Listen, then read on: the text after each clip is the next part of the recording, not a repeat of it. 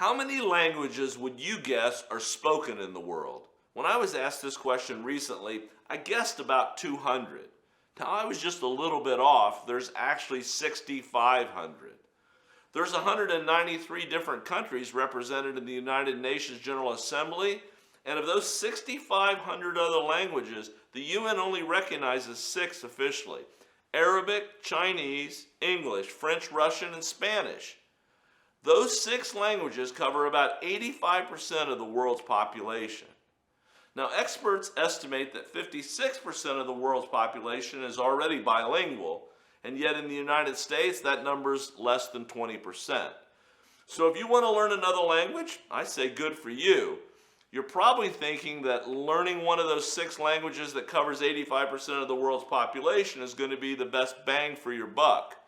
That could be, but what if I told you that even among those on your team who speak a common language, many still don't comprehend what you're saying in exactly the same way?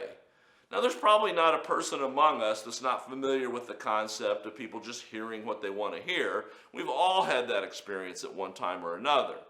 That's because we know from the study of behavioral science what drives individuals internally has a tremendous bearing on how they receive and process information. With that in mind, how can we take this information and use it to speak in a language that will be most appealing to each team member? First, I would say strive to understand the intrinsic motivators and drivers of the people on your team. Inherent motivation, that little internal voice that compels you to embrace one thing over another, generally falls in 4 distinct categories. Some are driven by the desire to acquire things such as money and power and notoriety. Others are primarily driven by the desire to bond or affiliate, to be part of something bigger than themselves.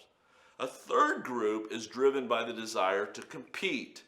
And a fourth group is driven by the desire to comprehend, to know, to understand.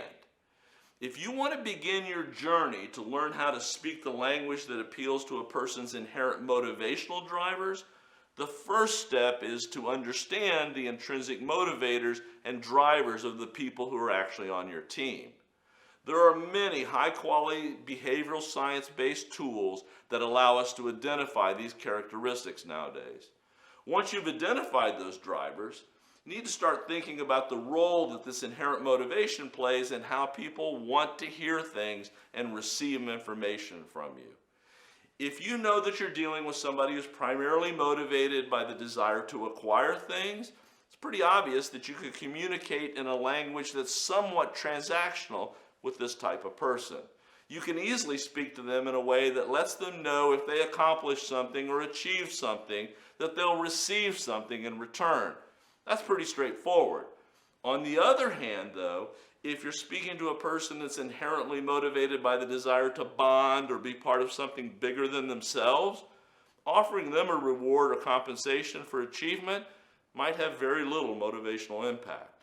More realistically, if your interaction helps them understand that achieving a certain goal will make them a more valued team member, then you're speaking in their language.